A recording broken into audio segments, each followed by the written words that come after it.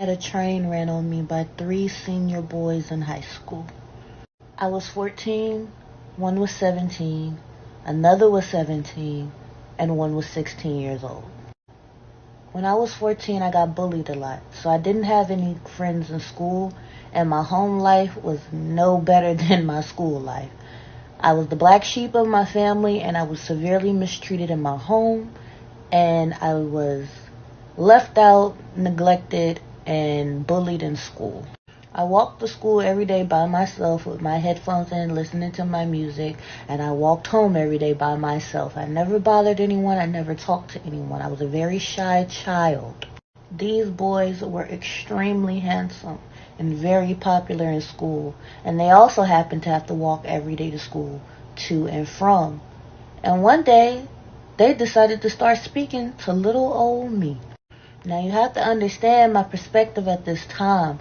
I was a nobody and nothing, both in school and in my home life. Nobody gave a damn about me, to the point teachers had to bring food to school, groceries for me at one point in time. And all of a sudden, the popular boys were coming up to me and talking to me while we were walking home to school together.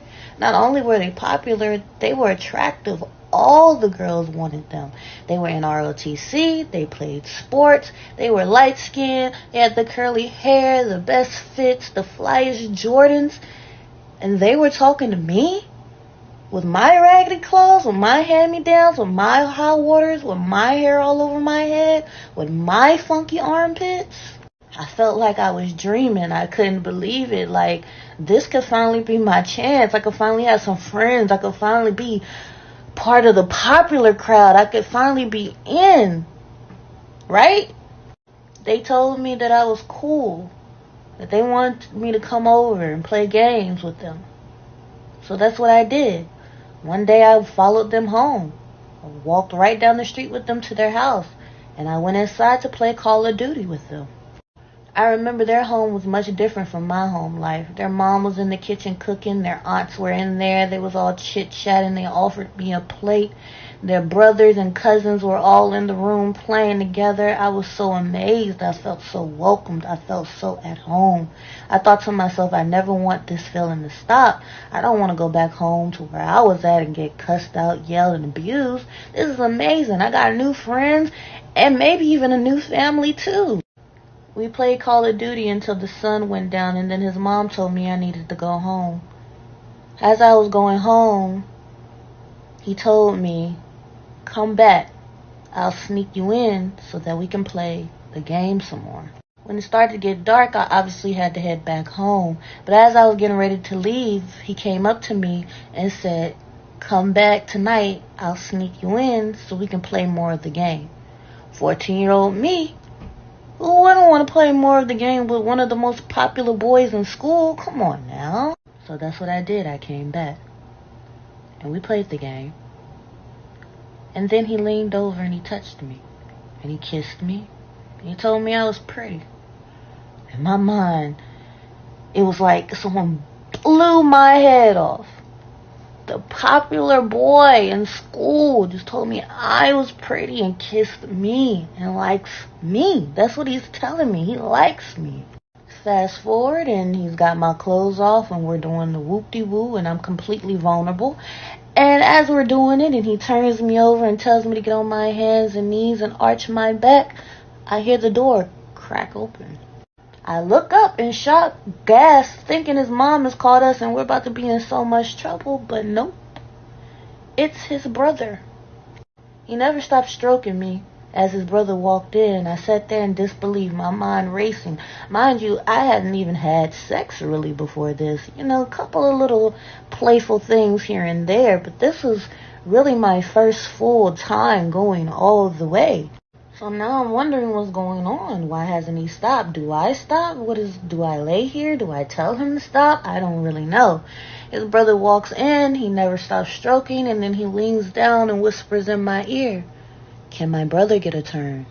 I don't really know what to say. I don't know what to do. Do I say no? Do I say yes? I mean, I should say no, right? Can your brother get a turn? I don't even know your brother, but I finally have some friends. And their family's really nice to me. I hate to mess this up. So him and his brother get a turn. But then the door cracks open again. And here comes his cousin. Ain't no fun unless we all get some, right? That's what they told to me. I'll spare you all the details of my sad sob story, but let's just say fast forward, everyone has their fun, I guess. And it's time for me to go home. And I'm confused. And I'm ashamed. And I don't really have anybody I can talk to about it. I don't know what I just did. And I don't even know if I liked what I just did. Anyways, because I know this video is getting long and you guys probably don't want to hear all the details. Long story short, back then, I didn't realize that I was a victim. I didn't realize that that was a manipulation tactic. I didn't realize I was targeted. Back then, I was just ashamed. I felt like I had been a whore, a harlot. I felt disgusting. I felt like it was my fault. I felt like I should have moved smarter. And I also, in the same breath, felt like, finally, somebody loves me. Somebody wants me. Finally, I'm pretty enough. Finally, I'm good enough. And it was two confusing different feelings. And now that I'm older, I really understand what was going on. And I'm just making this video to spread awareness for the other girls that may have had the same thing happen to them or may have gone through similar things and were always too ashamed to bring it up or speak their truth. You were a victim.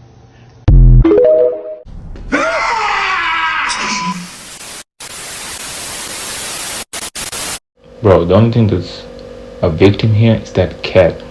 The way it got ran over. No cap.